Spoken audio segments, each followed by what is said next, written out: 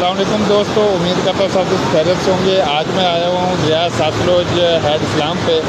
यहाँ पे सैलाबी सूरत हाल के पेश नज़र पानी की जो मकदार है वो काफ़ी तेज़ी से बुलंद हो रही है और जो गांव वाले हैं नज़दीकी तौर पे वो अपने घर बार बेचारे छोड़ के जा चुके हैं। काफ़ी गांव जो है वो ज़ेर आब आ चुके हैं। आज मैं हेड पे आया हूँ और हेड का जो आपको मंजर है वो दिखाता हूँ कि यहाँ पे कितना पानी आ रहा है, कितना यहाँ से आगे निकाल रहे हैं हेड वाले और आगे कितना पानी और आने की गुंजाइश है यहाँ पे।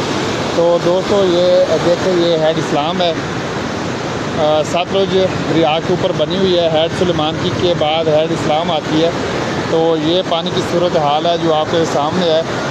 इस हेड के तकरीबन टोटल 32 गेट हैं। 32 में से उन्होंने 16 गेट जो हैं वो उठाए हुए हैं ताकि पानी की जो ज़्यादा मकदार है वो यहाँ से इसका इखराज कर सके और पानी का जो पीछे से आने वाला है सिस्टम उसको ज़्यादा तेज़ी से आगे निकाल सके ताकि पीछे वाले जो गाँव हैं वो कम से कम ज़ेर आब आ सकें। लेकिन पानी की बढ़ती हुई सूरत हाल के पेश नज़र जो पीछे से आने वाला पानी है उसकी मकदार बहुत ज़्यादा है। आगे भी काफ़ी पानी छोड़ा हुआ है। ये पानी तकरीबन अभी हेड पंगना तक पहुंच चुका है। इसमें हेड सुलेमान की, हेड गंगा सिंह, आगे हेड सैफन और बहावलपुर, उसके बाद ये पानी जो है वो हेड पंगना में गुजर के वहाँ से आगे दरिया सिंध के ज़रिए होगी कराची तक पहुँच जाता है।